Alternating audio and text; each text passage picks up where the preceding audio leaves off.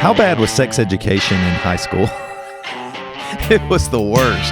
That's why we wanted to start this podcast. Dr. Stormy and I knew that there are so many folks out there that want to learn more, that want to start conversations, that want to be vulnerable and express their feelings, emotions, wants, and desires. And that's what Sex 101 is about. Dr. Stormy has spent so much time working with couples, working with men and women. I myself have worked with lots of men talking about relationships and sex and where we're at today with our sexuality. So come join us. This is going to be a great episode, just like all Sex 101 episodes. You're going to learn a lot, you're going to laugh a lot, and we're going to have a great time. All right, we're back, folks. We're excited to have another episode for you, and we're going to be talking about love languages today, the 5 love languages and how to elevate your love life. I really like that. The 5 love languages, sometimes people, it seems cliche and I know, Stormy, just even knowing you, you're not going to say this is definitive and these love languages are all there is. And I know you're not going to say that, but it really is helpful. Like when I started learning about these, just as a guy to go, oh, wait a minute. I do see that like you don't care at all if I get you a gift, but if I do an act of service, like you brighten up or something. When I'm talking about my partners or something like that. And I was like, oh, that is really interesting. It's just a little bit of a barometer to help you. So I'm really excited we're doing this episode. Yeah, me too. And I agree. No, I do not. I mean, they actually can get a bum rap because people are like, I think, and I've seen people use the love languages as a weapon, like with their partner. Well, like, this is my love language and I need you to love me with this way. Like, just like anything, there's healthy and unhealthy. Yeah. And so today we're going to be talking about healthy ways to understand your love languages and show love, perhaps in your partner's love language that, you have a 1 in 5 chance, that you have a 4 in 5 chance that it's different than yours, a 1 in 5 chance that it's the same as yours.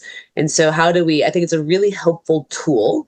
I do not think it's the end all be all, but Gary Chapman wrote this in 1992 and it has stuck around because I believe it is a very helpful tool for understanding how someone can more deeply take in love, can let it more deeply land for them, can more deeply experience love. And so I think, it can be a really great tool and we'll go into them in a minute. But I think one thing that was, how do you find your love language? Let's just start there before we get into them. You can go Gary Chapman's 5 love languages quiz on his website. There's tons of free quizzes online. What is your love language? Check it out, right? So you likely have a primary one of the 5. You might have a secondary one. I would say, I get asked, do they change over time? Not as much, not per se, but what does change is your situation. So let's say your love language is words of affirmation, and then all of a sudden you have now you guys are in this place where you have 3 little kids at home. Maybe acts of service means a lot more for you now, right? Because your day is very full, right? So yeah. So it's worth checking out again, even if it's been a minute, about what your primary love language is. But I just like to think of it as it's a way, it helps us to see the way that our partner is loving us. Mm-hmm. And it might not be landing for us as deeply, because to your point, Toby, it might not be your love language, but also to share with them the way it lands for you most deeply, right? So to your point of like, they might be like, I don't like gifts, right? And you're giving gifts because your love language is gift giving. Right. So, but maybe theirs is acts of service. So we'll give you some tips at the end of the episode today, like how, depending on your partner's love language, how might you show them? Yeah, I love that. All right, let's dig into it. All right, so the 5 are, and so if you haven't taken a quiz as we go through today, you might recognize yourself in some of these, but I still would recommend taking the quiz and having your partner take the quiz. It's also really kind of a fun date night to do that and then talk through it. But so the 5 are words of affirmation, quality time, receiving gifts, acts of service, and physical touch.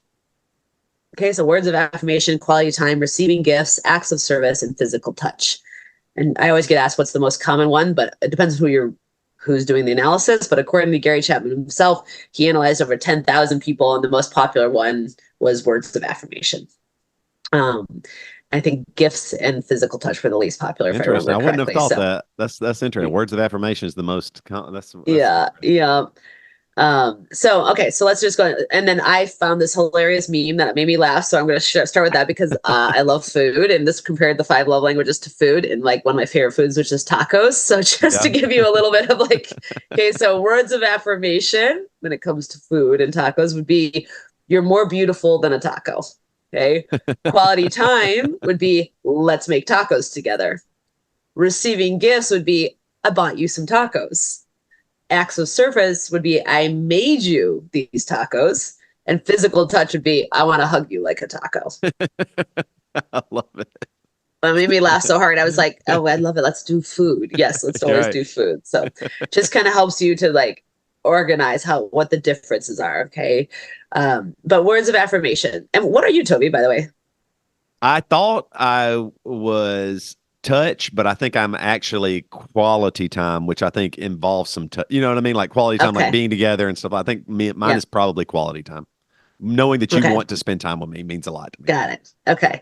Mine's physical touch, but my second is words of affirmation for sure. And I would say as I've gotten older, words of affirmation has felt even more important in my life. So, and by the way, a lot of these are formed from our family of origin, right? So things we either did have or didn't have, the way we experience love. This isn't about blaming our parents or anything, but a lot of it does come from our family of origin. So, okay. So words of affirmation. If your love language is words of affirmation, you really, if you feel loved with kind words, with compliments, with praise, with cheerleading, that your orientation is that words speak louder than actions, and that your partner and how you receive love is if your partner is making an effort to offer you reassurances. Okay, so that's words of affirmation. And like Yeah. I mentioned, for me, that has been it's my secondary, and that like is really important to me, to feel my partner's affirmation, right? And while I believe confidence is an inside job, and we've done episodes on that, it's lovely to hear that reflection from your partner, Yeah. particularly if your love language is words of affirmation. Okay. So quality time is the next one. So meaningful, and you just mentioned this is yours, Toby, meaningful focused time. You feel really loved when you feel your partner's full attention and presence. Okay. So Mhm. it isn't just time. You'll notice it's quality time, right? So really their Right. full attention and presence. Okay. So undistracted time, right? To be the center of your partner's attention. Okay. Receiving gifts is the next one. And you express your love through presents, big or small. Okay. You also feel love when you're receiving presents, big or small.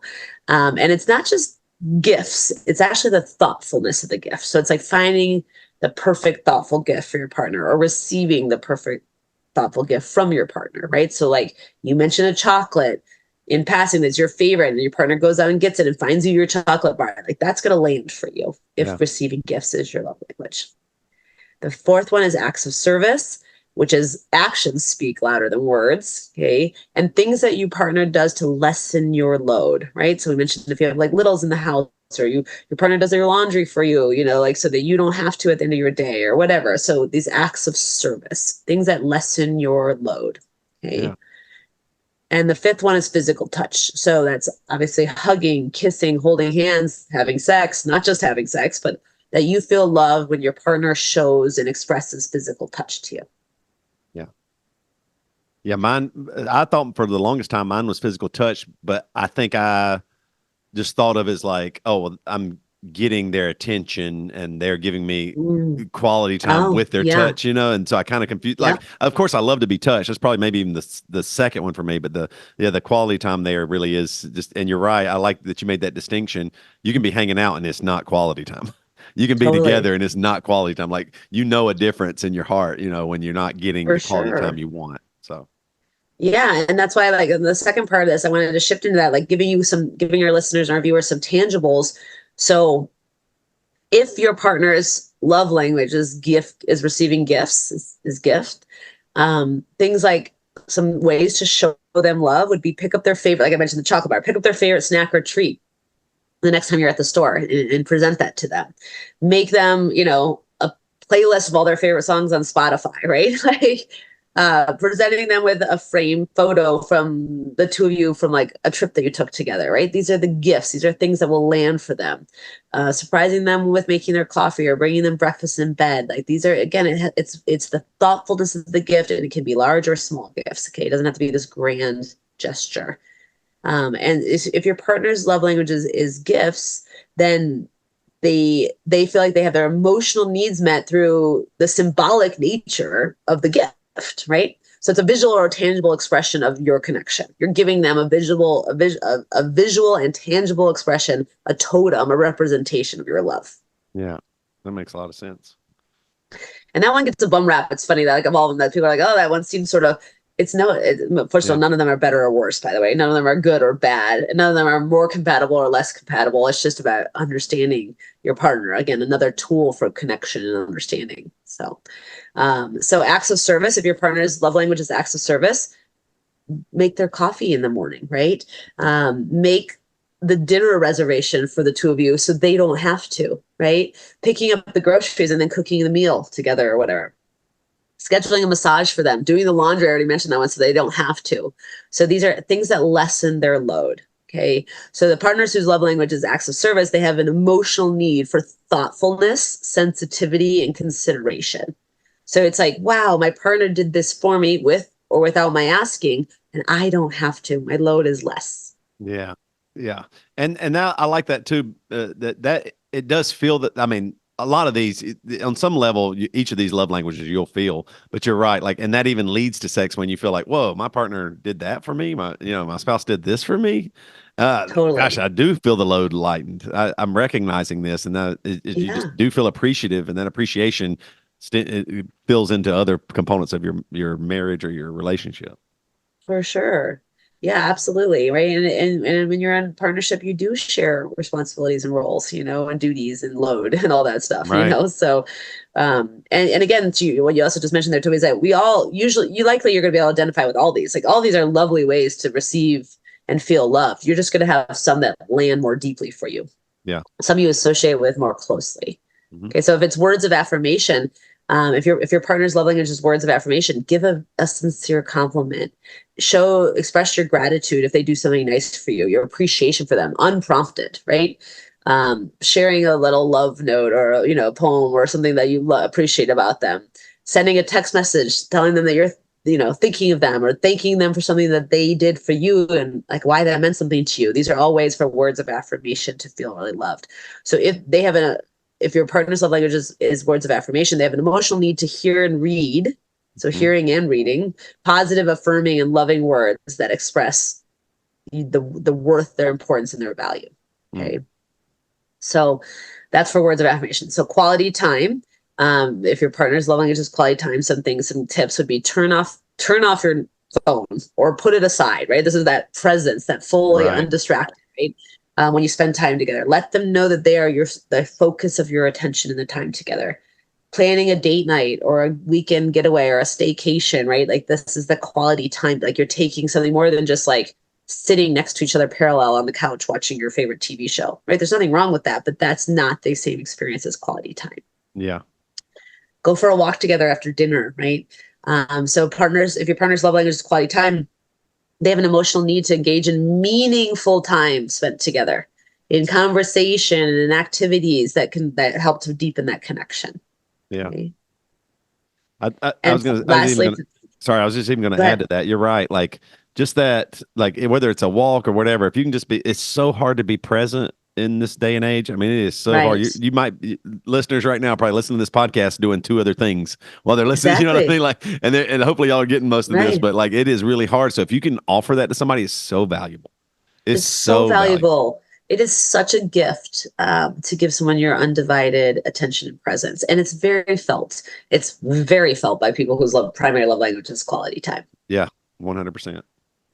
And then the last one's physical touch. So if your partner's love language is physical touch, hold their hand, give them with a hug and a kiss when they walk in the door, cuddle up when you watch a movie. We were just saying that sitting next to each other watching a movie. Well, don't sit on opposite ends of the couch, cuddle up together under a blanket, right? Offer them a massage.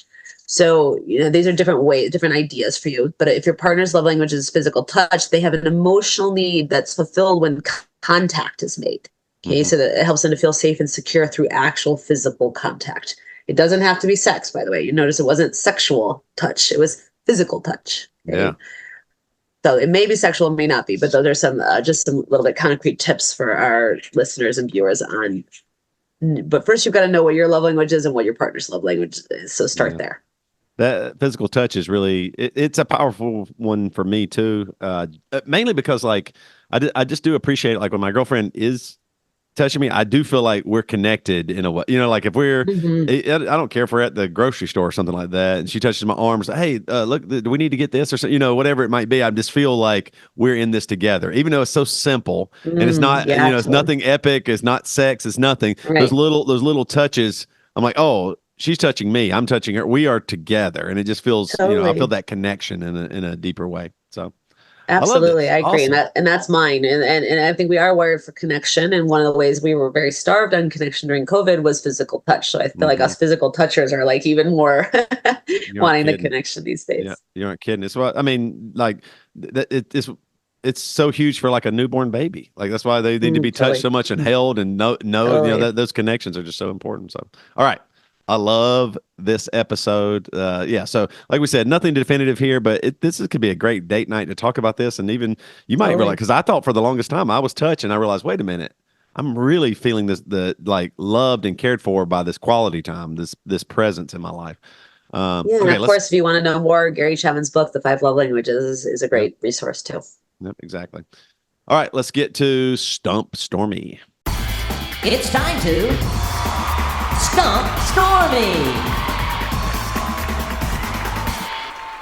All right, Stormy. According to one survey, 51% of respondents said they could go longer without sex than they could go without.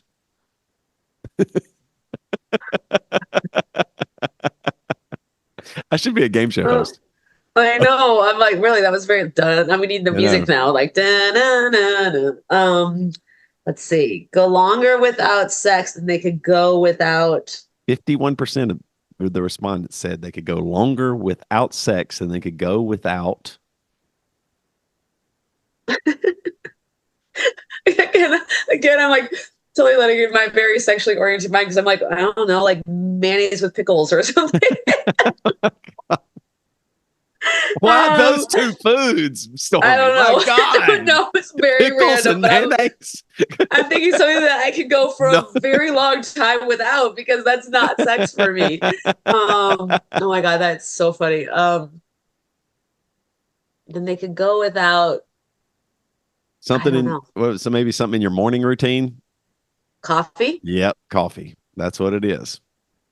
They 51% said they could go more. longer without sex than the coffee. So that's why I thought this was a good question for the love languages Oh because my gosh. your act of service, make sure you get them that coffee. Dear God, get them the That is coffee. that is so funny. I mean, yes, that shows you how caffeine addicted we are as a Right. culture. That is crazy. I know. I That's would wild. definitely give up the coffee to have sex, but I am certain you are the only human on earth that would have answered mayonnaise and pickles. There's not another person. I was trying to think of something so obscure that I could just go forever without it. No problem. Okay. Let's get to listener questions.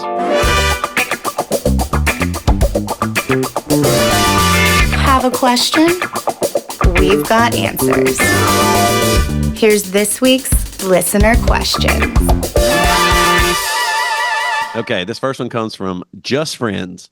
My ex-boyfriend's friend just asked me out. My ex-boyfriend's friend just asked me out. I find him attractive and he's always seemed nice, but I know my ex will be hurt or at least be angry that we would get together.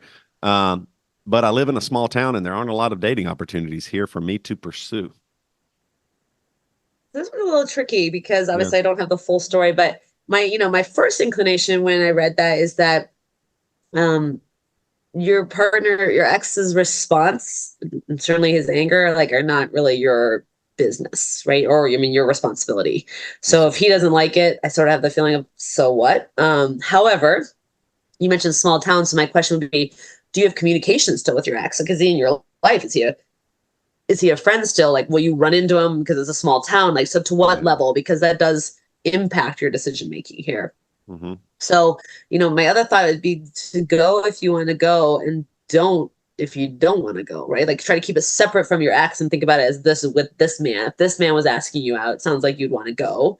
And I think it's also okay to ask for more distance from your ex if your ex is still impacting your current decision making, in your current life, maybe there needs to be more distance there for that to be a healthier experience. And again, I'm making some assumptions here because I don't have the full story, but I thought about the what popped in my mind as I read it too, was this like bro code, right? Like, if this were me, I'd want to ask, especially if it's a small town, ask the friend who asked me out, you're asking me out, I dated him. Like, how does that feel for you? Or what's going on with that? Right. So you can put it also back on him to ask him.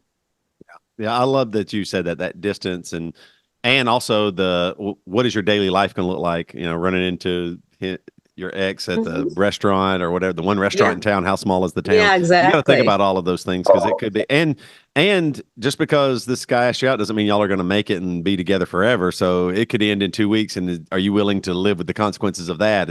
Is their friendship going to be over too? It can be tough. It can work out, but also it's definitely tricky to navigate this. All right. The next question comes from, let me tell you about the birds and the bees. I was wondering if is a given that women talk about their boyfriend or husband's sexual prowess to their friends. I've been dating my girlfriend for 6 months and I feel like she has talked about it to her friend group. So this question made me giggle. So it's definitely not a given. Interesting. I want to know this. I know, but it's definitely not a given. By the way, men do the same thing too. So I would say some men talk to their male friends about their woman's sexual prowess, and some women talk to their female friends about their men's sexual prowess. So it's not a given. But also I want to know, are you worried about the brag? Are they bragging or are they dogging? Right. Yeah. So are they bragging about your sexual prowess, or do you feel like she's dogging on your sexual prowess? Because those have a different energy to them too. Yeah. But really, in all seriousness, the more grounded, conscious answer is, I think it's really important for couples to have your privacy agreements, right? So what I mean by that is, what is your agreement in your partnership with your girlfriend of 6 months that, what do you feel comfortable with? What needs to stay in your, what we call relationship vault, right? So maybe it's like, hey, I just want to talk to you about this. Like, for me, anything to do with like the details of our sex life, I would really want to have it just stay between you and I. Because that feels really private, that feels really vulnerable, or whatever, right? Or you know what? Like, you don't have that because you don't care. Like, you're like, Go ahead, go talk about me, whatever. I'm going to talk about you too, right? So that's a relational thing to really, and I think it's really important. And actually, my partner and I just revisited this, and we've been together, we don't even know, 6 years or something. But what are our privacy agreements? What feels sacred and private to the relationship and to only the relationship? That could be about sex, that could be about financials, that could be about your conflicts, right? So it's a bigger conversation to have, and it's a really good one to have. I love that. And I think that's really, I appreciate you even saying that, like that you guys revisited it. Like it's something maybe you should revisit, you know what I mean? Like in any relationship, working relationships, maybe you should say, there are real things that sometimes you get so close that things get a little bit lax and you're like, oh, it'll be fine. But just knowing, is it fine, is a good thing. Like, do you care if I talk about this or not? Then you're right. And in all aspects, I think, sex just being one component of that. I really appreciate that. Yeah. And I don't think it's ever okay to say to your partner, you can't share this with anyone, because that actually can be like abusive and isolating. It's more of like, hey, this is what's comfortable for me in our relationship to have this be private.